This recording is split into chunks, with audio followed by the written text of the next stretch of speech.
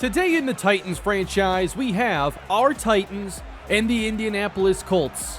And we're going to do this episode a little bit differently. Tennessee coming off a tough loss, both teams having a tough season, and we've had struggles lately with the offensive line situation. We are still missing right tackle Elgton Jenkins and get the luxury of matching up against Jonathan Taylor, who set the NFL single-game rushing record against us last season.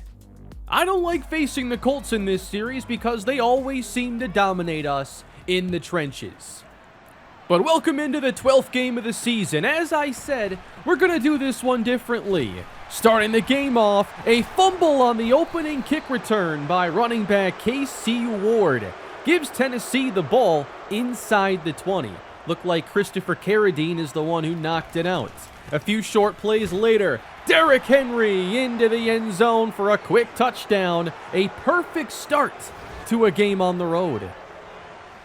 But how would we fare against Jalen Hurts and this Indianapolis offense? The number one priority is stopping the run. And Jonathan Taylor on the first play for the Colts offense breaks off a 22-yarder with relative ease.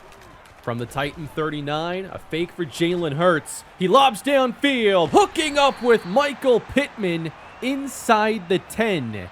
Got the better of Caleb Farley that time. Red zone trip for Indianapolis, and welcome back to Rashawn Gary. He's been a difference maker this season, picks up a sack. The Colts settle for 3 on that drive. Titans ball on their next possession, and down goes Brian Nava, with George Fant giving up the sack that time. The pass protection has been a big issue, and it's led to us going away from the play-action pass game.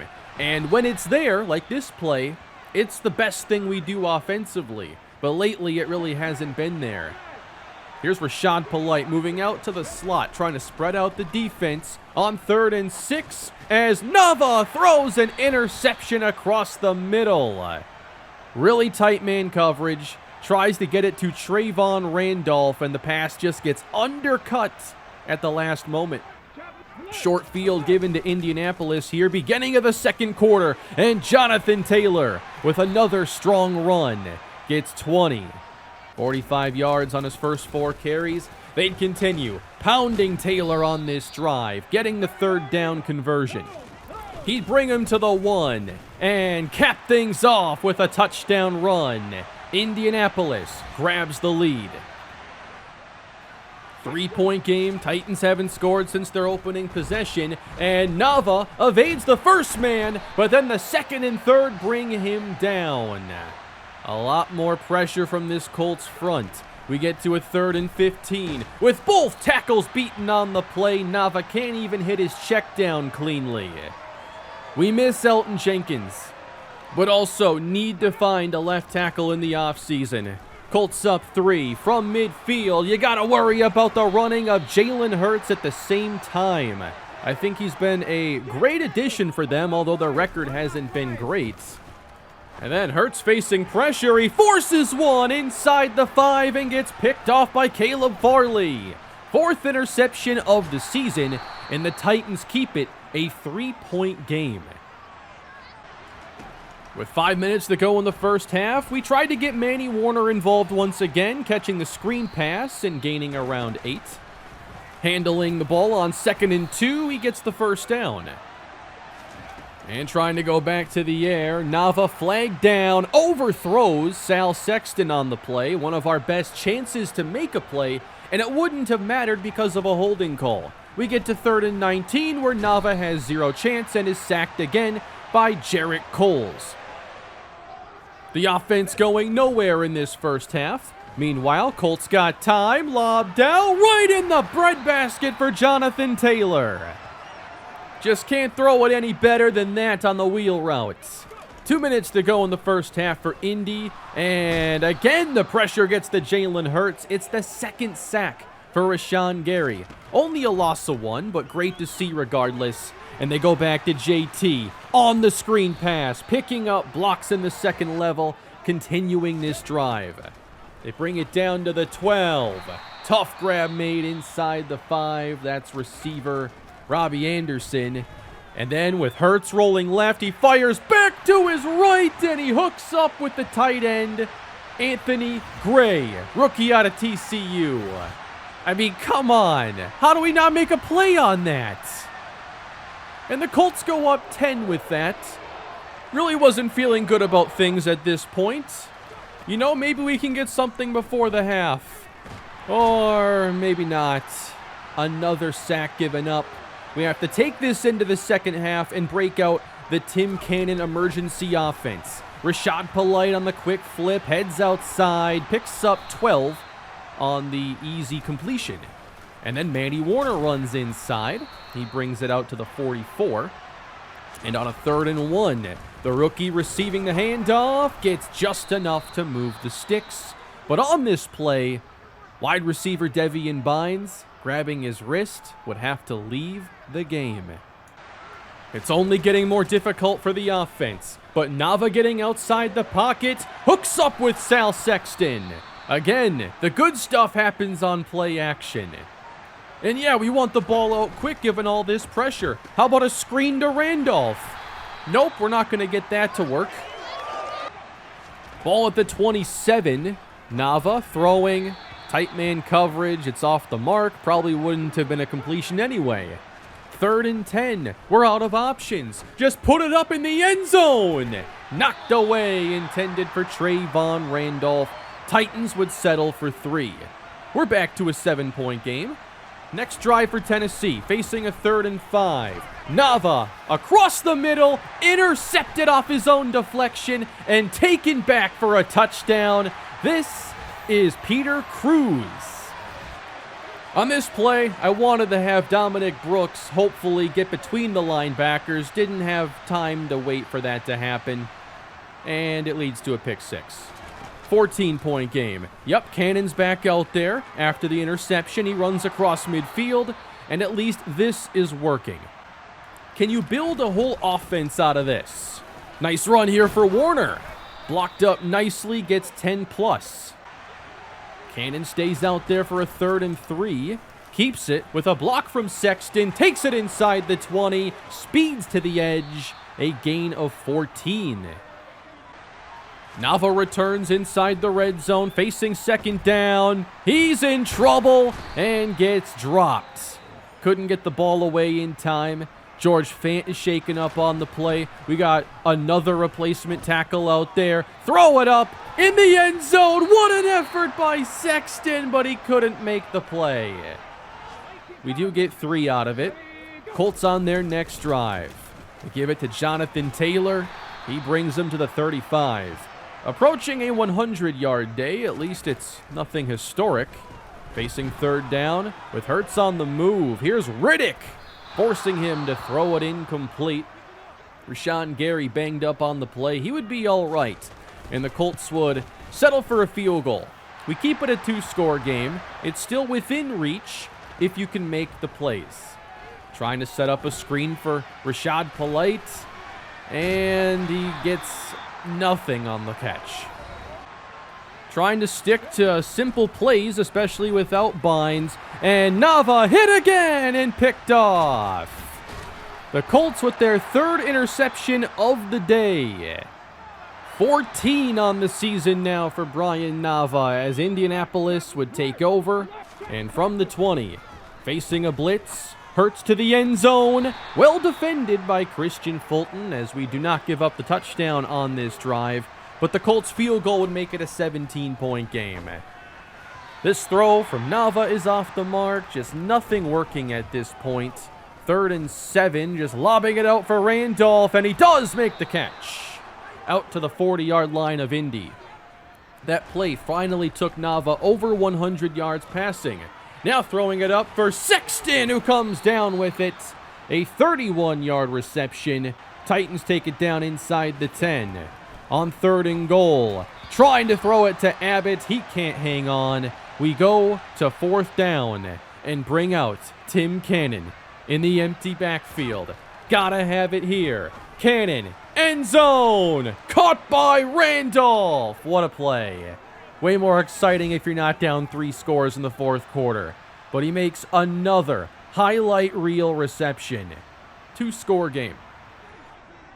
You could certainly make it interesting here if you get a turnover or something, but Taylor, easy separation on the route, fooling defenders with the ball in his hands across midfield. Taylor doing it on the ground in this game and as a receiver. Nice throw from Hurts out to Michael Pittman. Hard to slow him down either. Off the fake, all kinds of time for Hurts, and he eventually dishes it out to Taylor, and he picks up another receiving first down. Now we're inside 5 minutes, on the ground, cut back with Taylor. He's just having the time of his life playing against this defense.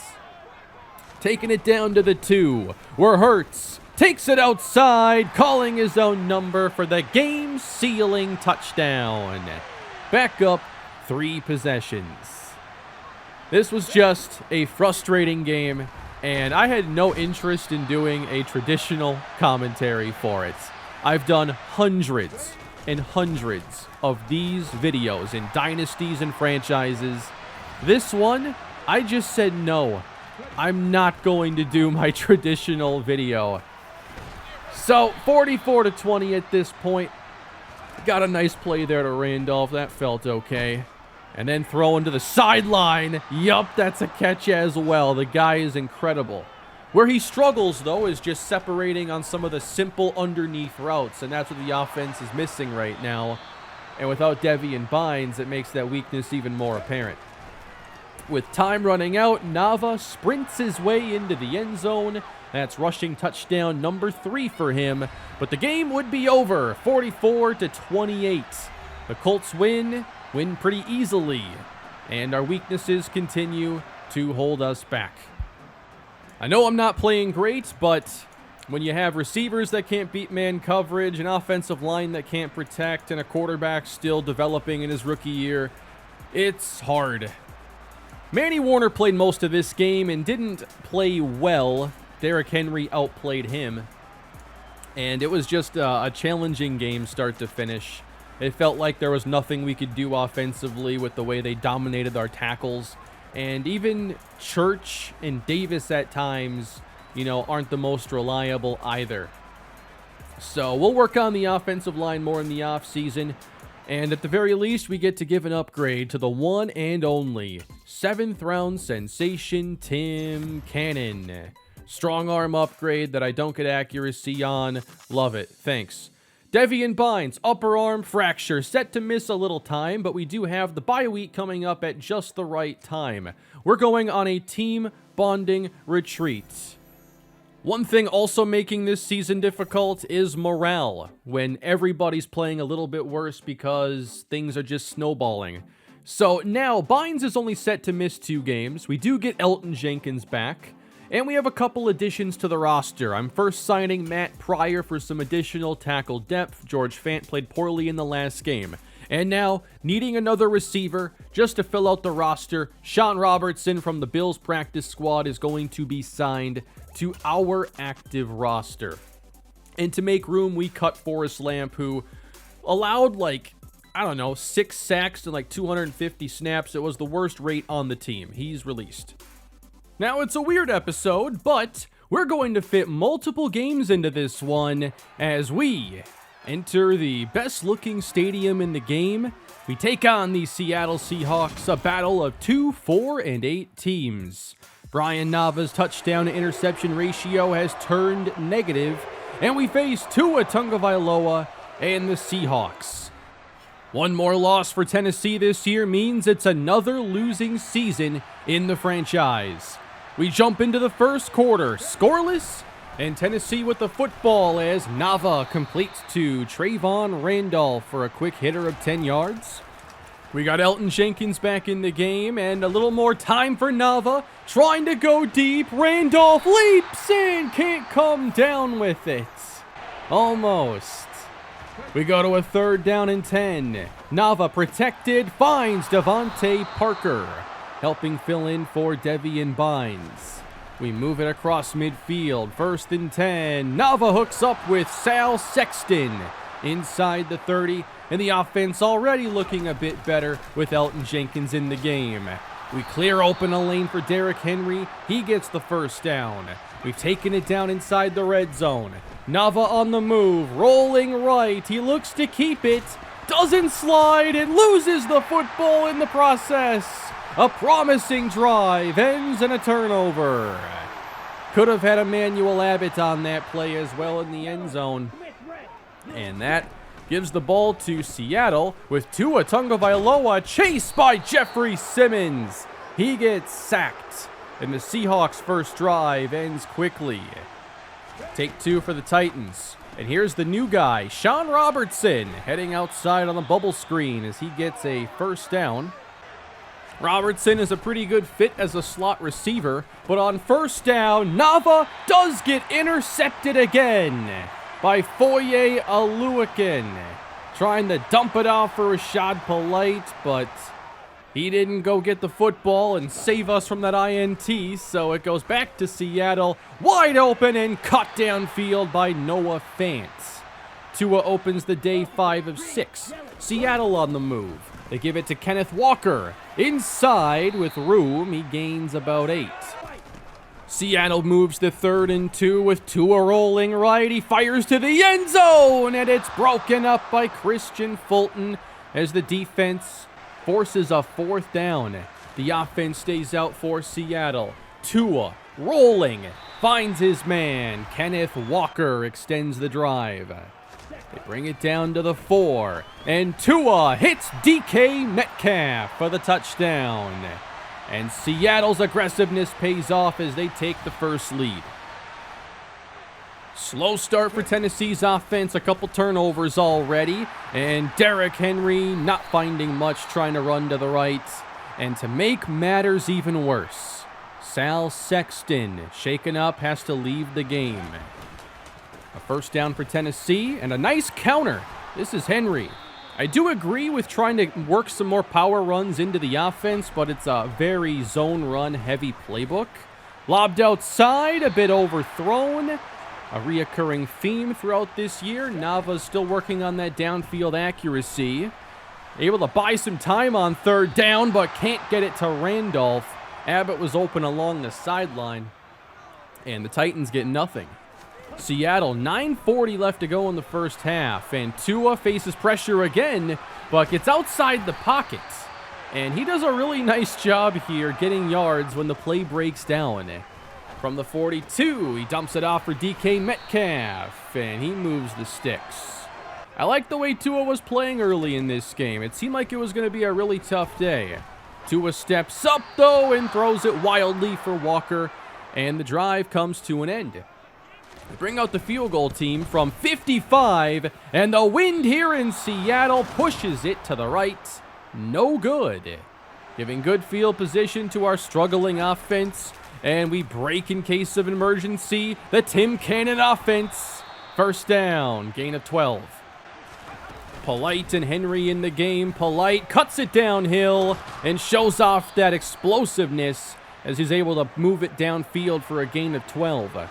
Brian Nava returns 30 yards away and can't hook up with Randolph. Those two just not quite clicking the same here recently. On a 3rd down, dumps it off again wildly for Randolph. Just not throwing great under pressure. It's one of those areas he has to get better. And we end up settling for a 47-yard field goal. Matt Gay hits it through. Seattle with a chance to score before halftime. Their 2-minute drill gets underway, and Tua again sees nothing and takes off, running for about 6 yards. How come he doesn't fumble like my quarterback does every single time? 2nd and 2. Tua, he dumps it off. There's Walker, and they get themselves in range for a field goal. They don't go any further than the 32. It's a 49-yard try. Blocked by Trey Flowers. The former Seahawk blocks it, but we can't get a return. And it looks to be a 7-3 game going into halftime. But from here, maybe you can get the ball to the end zone. Nava needs time, but he has the strong arm. Gets great protection. It's going to get there. And a flag is thrown in the end zone. Pass interference on Seattle. Ball down to the 1. One last play, and Nava sneaks it in as we steal one before the half. Block field goal, pass interference, quarterback sneak. The combo of the future here in the NFL. Meanwhile, we had the Jaguars lose a 6th consecutive game this week to the Kansas City Chiefs. This AFC South is looking awful. Second half underway. Here's Nava on the move. And you know what? He's going to scramble a bit and gain 6. We go out of bounds to avoid a fumble. CPU doesn't have to do that. 3rd and 3. Drills it in there to Devontae Parker. First down. Yep, 7 of 17 throwing. It was that bad. Didn't even have time to set up a simple screen pass as they bring the perfect blitz to get to him in about 0.7 seconds. 3rd and 12 for Nava. He climbs and can't get through the mess as he's taken down, and we have to bring out Rich Matthews, who's getting a lot more playing time than I'd like him here, but I guess he's developing. They let it go. Nice kick by the rookie. And did that hit a Seahawk? Yes, it did. They touched it inside the 5. So Joyner's flying in, misses it, and look at 11. He just kicks the ball. It's now a live football. He falls over. He's going to be released, and it's recovered by the Titans. Manny Warner plunges in for the score. We were just given 14 points by the football gods. I will take it at this point. We're up 17-7 off of pure skill and ability. Here's Kenneth Walker, stacked up on the stretch, losing yardage. They're out of ideas. Just throw it up to Metcalf. Not gonna happen. Double covered on the play. Seattle's offense looked good early, but hit a massive wall in the middle of this game. Meanwhile, play action to Dominic Brooks. Outside of play action, I'm starting to hate this whole playbook. But here's Rashad Polite, and actually given some space to run. Like, I'm not used to this with him. He gets it down to the 11, and now trying to put the ball in the end zone on a 3rd down. Protected. Abbott can't make the catch. Good coverage. We kick the field goal. It's 20-7. Seattle on their next drive, facing 3rd and 14. Do get a big conversion with Noah Fant. It's tough protecting those throws across the middle still. From their own 40, that's hauled in by DK Metcalf. He gets across midfield. Tua trying to settle this offense down. Facing 3rd and 2, that's Zach Logan. Not to be confused with Zach Bogan, who had a phenomenal day in Seattle years ago. Caught inside the 10 by Noah Fant. He brings him down to the 2. Just some simple plays, executed well. Capped off with a touchdown. It's Jeff James. That's a very tight end name. And it's a 6-point game. So we're starting to feel the pressure. Here comes Tim Cannon once again. Following a block from Brooks, he slides down at the 30-yard line. Cannon leaves the field after that. 3rd and 5. Brian Nava gets absolutely hammered and throws incomplete. Looking for Trayvon Randolph, but they got that free rusher off the edge. Seattle takes over. Only a 6-point game. Kenneth Walker runs into Knox and Riddick. A much better effort for our run defense. But what went wrong in this game? Containing Tua Tagovailoa's scrambling. 47 yards on 7 runs to this point. We're under 9 minutes to go in the game. Tua's protected until he's not, and it's Kyron Johnson. His ratings aren't good, but the guy's awesome. He can stay on this team for a while. And to the outside, they finally bust off a really good run with Kenneth Walker, and it happens to come on a 2nd and 13. Gives this drive new life. Inside Titan territory. Just there in time, he gets it to Metcalf. First down. 6:22 to go in the game. They give it to Walker, and he's met by Diablo and Simmons. He doesn't get it. 3rd and 1. Walker again, and we swarm him. Simmons, McNeil, Diablo. They force 4th down. The offense stays out for Seattle. On 4th and 3, it's a fake, and down goes Tua Tagovailoa. What a sequence for the front four. That's why I've invested all this money in the front four in the first place. And there's Rashawn Gary paying tribute to Adam Kane from last year. Love to see it. Handoff Derrick Henry, shoving away a Seahawk. He gains 8. 5 minutes to go. Clock running, trying to seal one. Cut back by Henry. First down, Tennessee. But everything good comes with a little bit of bad. Chris Wembley hurt again, leaves the field. Caught by Randolph. Frustrating how hard it's been at times to get him the football. Some of these crossing patterns don't even open up all the time. That one did. Now we're under 3 minutes. Nava delivers to Emmanuel Abbott. Finally get him open. First down. And then it's Derrick Henry. Didn't think we were going to really do much here, so Wildcat time. Surprise. We bring Warner. Flip it to the rookie. And he's going nowhere. I just wanted the field goal anyway. Bring out Matt Gay. I want the 2-score lead. 43-yard try. Right down the middle. 2-score game. Can we protect this? Tua, a minute 37 to go. Hooks up again with Noah Fant. And they get down to the 41. Off the fake to Kenneth Walker. Tua buys time. Delivers it to Fant. The leading receiver for Seattle in this game. Clock running down. 50 seconds to go. And Tua finds him again into the end zone. It looks like a touchdown. But guess what? Apparently, there was a penalty. I didn't see a flag thrown, no banner, no nothing. Holding on the Seahawks. It's taken off the board. Then from the 33, Tua tries to throw outside. He gets intercepted by Ronnie Harrison. And that is a game ender.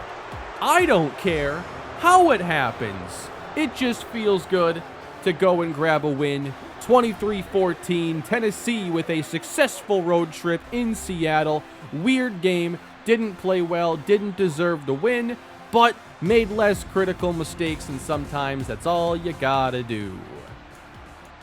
Yeah, pretty dreadful game trying to throw it without Devian Bynes, and Sexton missed much of the game, and their front four is pretty loaded. That's where they've loaded up in this franchise. Manny Warner had himself a tough game, as did anybody who was even trying to cover Noah Fant. Offense is hard right now, but the defense did a really good job in this game. I was very happy. Once we're back with Rashawn Gary and at full strength again, it's a different ball game. We got some upgrading, though, and that's what this season is about, getting these guys into a better spot, and there's an accuracy boost for Brian Nava. We go field general on Connor Knox, getting some speed in the process. That never hurts. And then Sal Sexton, +2 catching, and I wish I'd gotten some other stuff. So this was a good scenario week for us, as we were able to also get a little XP for everybody and boost morale, which will help us these last 4 games at least play to the players' ratings. But we lose 2 players in the process, and now every injury-prone player that I've drafted, knowing they were injury-prone, they're all hurt at once. Sal Sexton set to miss some more time. He has been a good playmaker, but unfortunately just haven't been able to use him to the ideal capacity yet. And then Chris Wembley missed 6 games last year, gonna miss more this season.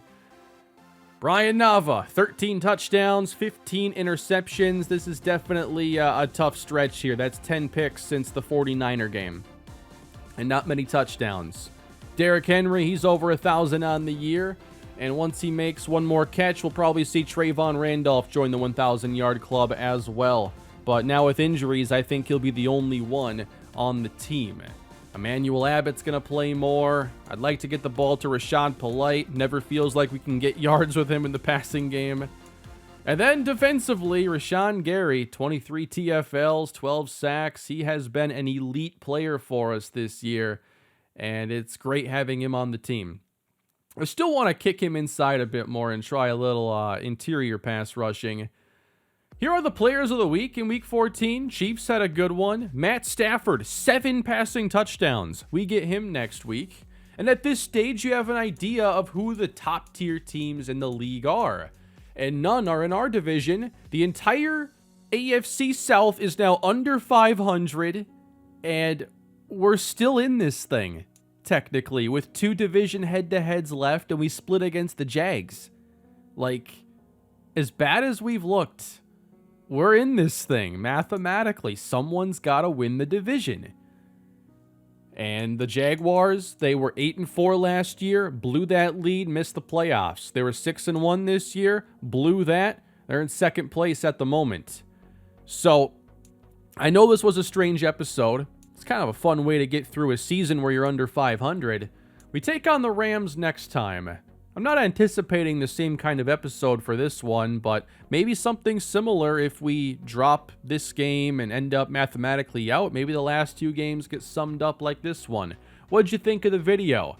Please leave a like if you enjoyed it. Subscribe to the channel. Leave your feedback down below. I'll have more Titans franchise coming your way next time.